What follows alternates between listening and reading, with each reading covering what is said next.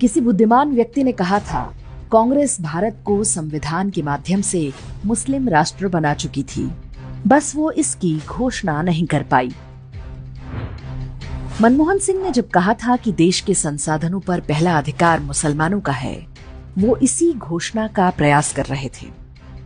कांग्रेस ने आशा नहीं की थी कि हिंदुओं की ओर से इतना कड़ा विरोध देखने को मिलेगा।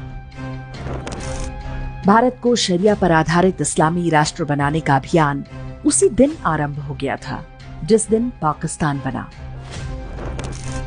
वर्ष 1950 में संविधान के अनुच्छेद 25 के माध्यम से धर्मांतरण को वैध बना दिया गया, ये जानते हुए कि चारों प्रमुख भारतीय धार्मिक समुदाय हिंदू, सिख, बौद्ध और जैन बलपूर्वक या लालच देकर धर्मांतरण नहीं करते, जबकि दोनों अब्राहमिक मजहब प्रोस्लेटिक अर्थात धर्मांतरण पर आधारित हैं।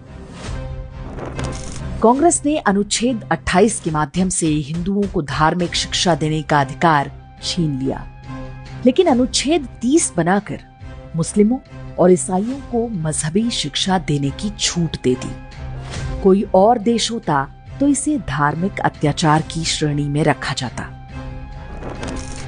इसके बाद 1951 में सभी मंदिरों के चढ़ावे का पैसा हिंदुओं से छीन लिया गया।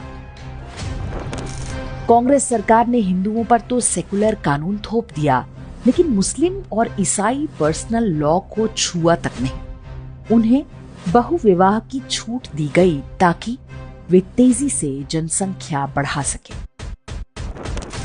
1954 में स्पेशल मैरिज एक्ट लाया गया ताकि मुस्लिम लड़के आसानी से हिंदू लड़कियों से शादी कर सकें। फिर फिल्मों और साहित्य के माध्यम से इसे ग्लैमराइज किया गया।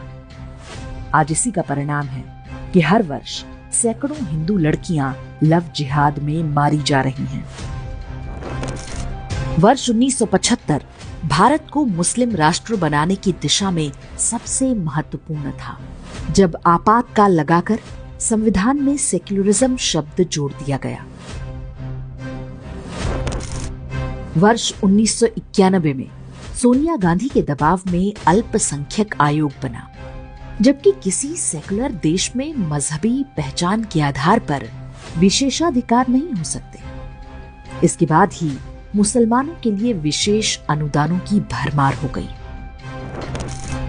वर्ष 1992 में कांग्रेस ने पूजा स्थल अधिनियम बनाकर एक झटके में 40,000 मंदिरों पर हिंदुओं के दावे को समाप्त कर दिया।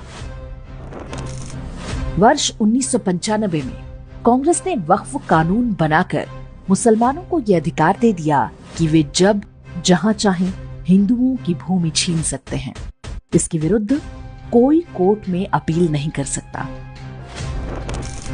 वर्ष 2007 में कांग्रेस ने सुप्रीम कोर्ट में हलफनामा दिया कि राम एक काल्पनिक चरित्र थे, इसलिए राम सेतु को तोड़ दिया जाना चाहिए। इसके बाद कांग्रेस ने हिंदुओं को आतंकवादी साबित करने पर पूरी शक्ति लगा दी। देश भर में हिंदू साधु संतों की धरपकड़ होने लगी, उन्हें बर्बर तरीके से यातनाएं दी जाने लगी। इस पूरे प्रोजेक्ट की सीधी निगरानी सोनिया गांधी कर रही थी। 2013 में सोनिया गांधी के ही कहने पर कम्युनल वायलेंस बिल लाया गया। इसमें व्यवस्था थी कि कहीं भी दंगा होने की स्थिति में स्वाभाविक रूप से हिंदुओं को दोषी माना जाएगा। बीजेपी ना होती तो ये कानून भी बन चुका होता। हमें भूलना नहीं चाहिए कि शक्तिशाली रोमन साम्राज्य के पतन में केवल 80 वर्ष लगे थे। कांग्रेस ने हिंदुओं को नष्ट करने के लिए बिल्कुल वही फॉर्मूला अपनाया जो रोमन साम्राज्य को नष्ट करने के लिए किया गया था। इस बारे में हमारा वीडियो आप डिस्क्रिप्शन और कमेंट में देख सकते हैं। ये कांग्रेस का दुस्साहस है कि उसने 2024 के चुनावी घोषणा पत्र में लिखा है कि वो हिंदुओं का धन लेकर मुसलमानों में उनका पुनर्वितरण करेगी। प्रधानमंत्री मोदी ने जब यही बात पकड़ ली और उसे आसान भाषा में जनता को समझा दिया तो पूरा कांग्रेसी तंत्र बौखला उठा। तो मुझसे छीनने की बात कर रहे हो अपने मैनिफेस्टो में? गोल्ड ले लेंगे, सबको वितरित कर देंगे और पहले जब उनकी सरकार थी उन्होंने कहा था कि देश की संपत्ति पर पहला अधिकार मुसलमानों का है। इसका मतलब ये संपत्ति इकट्ठी करके किसको बांटेंगे? जिनके ज्यादा बच्चे हैं उनको बांटेंगे। घुसपैठियों को बांटेंगे। क्या आपकी मेहनत की कमाई का पैसा घुसपैठियों को दिया जाएगा? आपको मंजूर है ये कांग्रेस का मैनिफेस्टो कह रहा है कि वो माताओं बहनों का सोने का हिसाब करेंगे, उसकी जड़ती करेंगे, जानकारी लेंगे और फिर उस संपत्ति को बांट देंगे। मनमोहन सिंह ने बिना कारण ही नहीं कहा था कि देश के संसाधनों पर पहला अधिकार मुसलमानों का है। वे और उनकी पार्टी इसी नीति पर लंबे समय से काम कर रहे थे। We need to be revitalized. We will have to devise innovative plans to ensure that minorities, particularly the Muslim minority, are empowered to share equitably in the fruits of development. They must have the first claim on our resources. Congress कोई चुनाव हारती है या जीतती है, ये बहुत महत्वपूर्ण नहीं है। सोचने वाली बात है कि इतने दशकों से देश में क्या चल रहा था।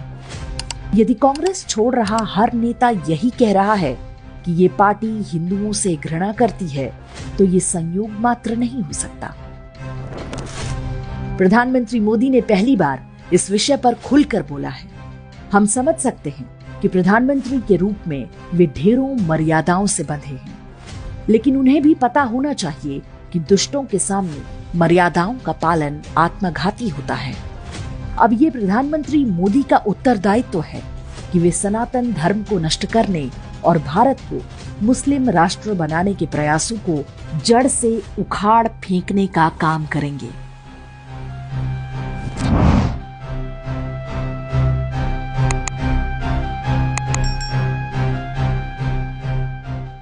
इंडेक्स ऑनलाइन के वीडियो समाज को समर्पित हैं। आप इनको डाउनलोड करके जैसे चाहे वैसे प्रयोग कर सकते हैं। चाहे तो आप हमारे टेलीग्राम चैनल से जुड़ सकते हैं। वहां सारे नए पुराने वीडियो आपको मिल जाएंगे। हमारे सोशल मीडिया लिंक हर वीडियो के डिस्क्रिप्शन में होते हैं। हमारा एकमात्र उद्देश्य हिंदू समाज को जागृत और एकजुट करना है। इसमें सहभागी बने। धन्यवाद।